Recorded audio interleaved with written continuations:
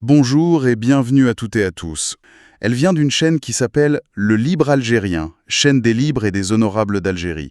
Et le sujet à première vue, ce sont des incendies de forêt qui ont frappé le pays. Oui, mais en fait, c'est bien plus que ça. La vidéo ne raconte pas du tout une catastrophe naturelle, pas du tout. Elle construit une autre réalité, celle d'une attaque, en fait. Une attaque coordonnée et une bataille qui aurait été gagnée grâce à une unité nationale sans faille. C'est ça. Et donc notre mission, si on peut dire, c'est de démonter un peu cette mécanique. Qu'est-ce que ce récit raconte vraiment? Quelles émotions il cherche à provoquer? Et au fond, quelle est la vision du monde qu'il essaie de nous vendre? Ce qui est passionnant ici, c'est qu'on n'analyse pas juste des faits. On analyse une véritable opération de communication. La source, elle fabrique carrément une contre-réalité. Une réalité où les feux, c'est pas un accident, c'est une bataille. Une bataille dans une guerre plus large, quoi, pour l'âme du pays. Et chaque détail est une arme dans ce récit.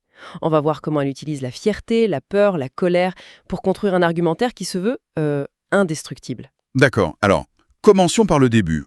La crise elle-même. La vidéo s'ouvre sur un ton d'immense soulagement. Elle décrit la fin des incendies comme la fin d'un cauchemar. On sent presque le soupir, quoi.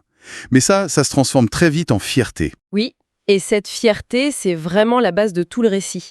Avant même de parler d'ennemis ou de complots, la source veut montrer que la nation est saine. Unis. Elle martèle cette idée de solidarité entre la police, l'armée, la protection civile, la gendarmerie et le peuple. Et elle utilise une image très très forte dans le monde arabe, celle d'une seulement, Yad Wahida. Yad Wahida. Ça sonne plus fort qu'une simple traduction, non? Genre main dans la main. Ah oui, absolument. L'idée, c'est pas juste la coopération, c'est que toutes les parties de la nation, l'armée, le peuple, agissent comme les doigts d'une seule et même main, parfaitement coordonnées, répondant à une seule volonté. C'est. C'est une métaphore de l'unité organique presque, une image qui est faite pour évoquer une force invincible, naturelle. Et cette force, elle se voit aussi dans l'action du gouvernement. La vidéo met ça en scène de façon très visible. Elle insiste par exemple sur le fait que 7 ministres, y compris le Premier ministre, étaient sur le terrain à Tipaza, jusqu'à 4 heures du matin. C'est pas anodin ce détail. Non, c'est une performance de la compétence. C'est une réponse en image à la question que tout le monde se pose, où est l'État? Et là, la vidéo répond, l'État est là. Il ne dort pas. Il est au front. Et pour le prouver, elle avance un chiffre choc. Tous les feux maîtrisés en moins de 24 heures. Peut-être même 17 heures. Cette rapidité, c'est pas juste un détail technique. Non, c'est présenté comme la preuve de la supériorité de l'organisation algérienne. D'accord. Donc on a ce tableau d'une nation héroïque, unie. La réponse est parfaite. Presque trop parfaite en fait. Et c'est là que le récit bascule. La source ne s'arrête pas là, elle cherche un coupable. Et pour elle, c'est impensable que ces feux soient accidentels. Impensable, c'est le mot. La thèse de l'accident, elle est balayée, pour laisser la place à une certitude. C'est un acte criminel, un mal al-ejramé. Et elle ne fait pas que l'affirmer, elle fournit ce qui ressemble à une analyse stratégique. Les criminels auraient choisi novembre, un mois froid, où on ne s'attend pas à des incendies. Ils auraient attendu des vents forts pour être sûrs que ça se propage au maximum. On parle de plus de 30 foyers dans 11 provinces. Une opération coordonnée. C'est une accusation gravissime.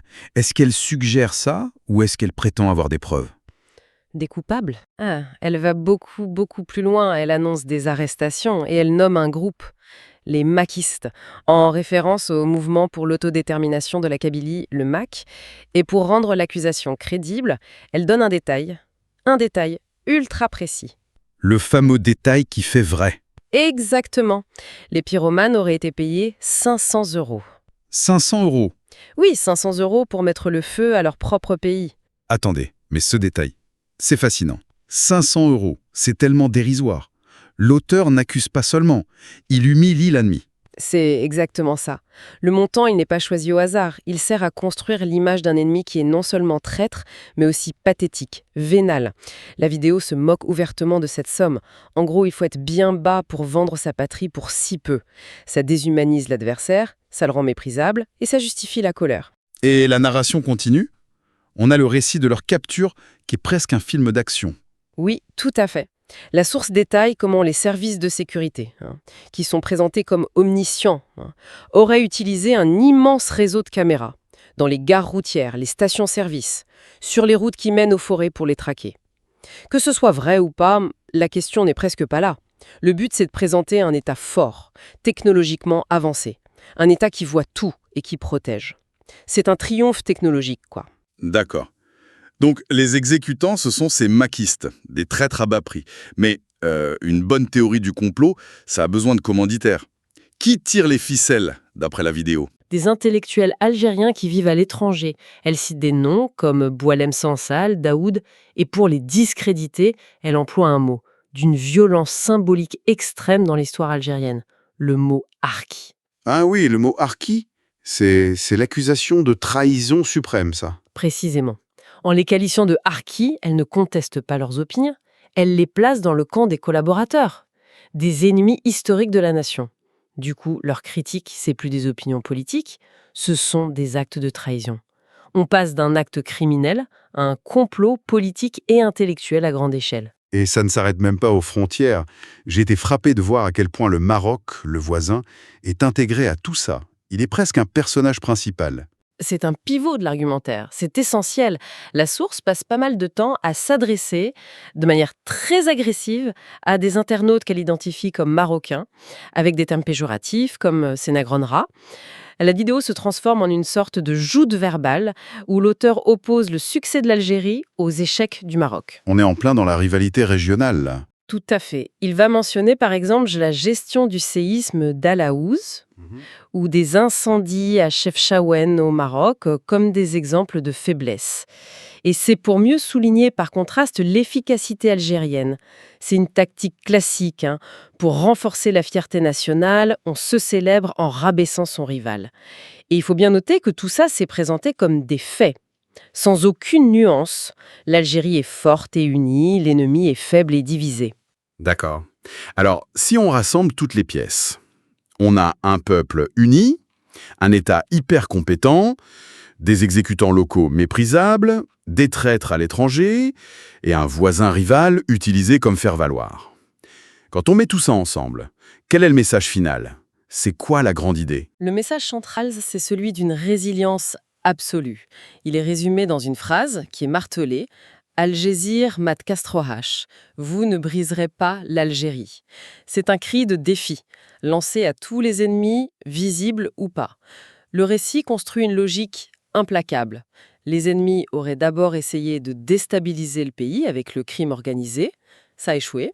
Alors, en désespoir de cause, ils utilisent leur dernière arme, le feu. Et, là encore, ça échoue, face à l'unité de la nation. C'est un récit de victoire totale, en somme? Exactement. La vidéo ne finit pas sur la tristesse des forêts brûlées, non, elle finit sur une note de triomphe et un appel à l'action. L'auteur demande à son audience de partager massivement la vidéo.